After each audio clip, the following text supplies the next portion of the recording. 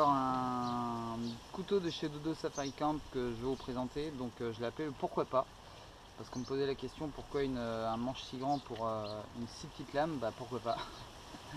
Donc je vais vous le présenter d'un peu plus près pour vous expliquer un petit peu l'ergonomie du manche. Donc là on est sur un manche en tamarin. Il y a pas mal de vent, hein, désolé pour le bruit. Tamarin, bois de coco, on est sur du Kydex et évidemment de la paracorde avec le petit bout phosphorescent pour le retrouver dans la nuit si jamais je le perds. C'est un couteau qui est très léger du coup, voilà, qui n'est pas fait forcément pour être placé à la ceinture. On peut le faire, c'est-à-dire qu'il va être placé soit ici pour un dégainage rapide, soit là, voilà, sur le côté, simplement dénouant un petit peu ici en faisant passer la ceinture, mais c'est pas son but principal. Ça va vraiment être pour moi un petit couteau de camp, vraiment on va dire usage alimentaire. Je vous le présente tout de suite d'un petit peu plus près. Donc voilà le fameux couteau, toujours avec un petit Kydex qui dépasse pour pouvoir éventuellement, voilà, le sortir, enfin l'ouvrir d'une main si jamais on a la deuxième qui est occupée.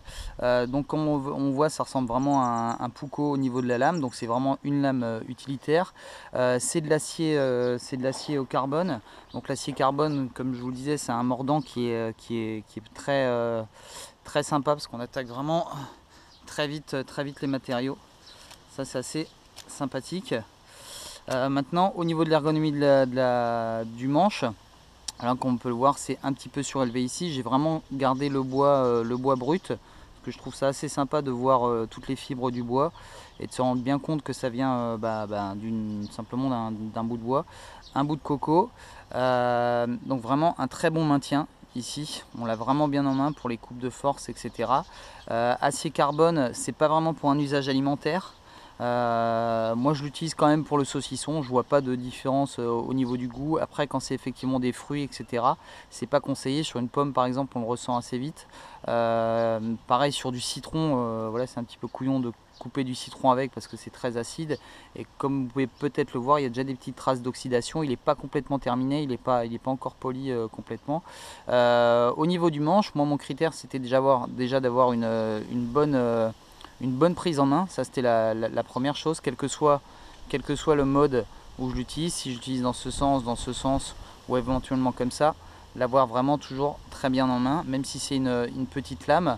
La seconde chose, c'était que je voulais pouvoir le poser, c'est-à-dire que voilà, je le pose ici, il va tenir.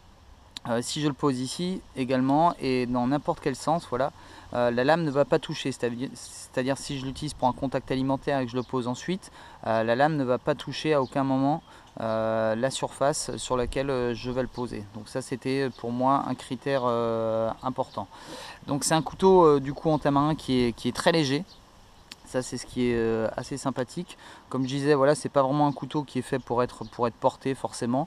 Voilà, c'est un petit couteau qu'on va plutôt trimballer en balade ou qu'on va laisser chez soi. Étui Kydex, voilà, avec le pli ici. Là ici deux rivets, donc pas de souci de ce côté là, et toujours un peu de paracorde parce que voilà, c'est sympa, c'est joli et ça peut servir. Donc voilà, c'était la petite présentation du pourquoi pas de chez Dodo Safari Camp.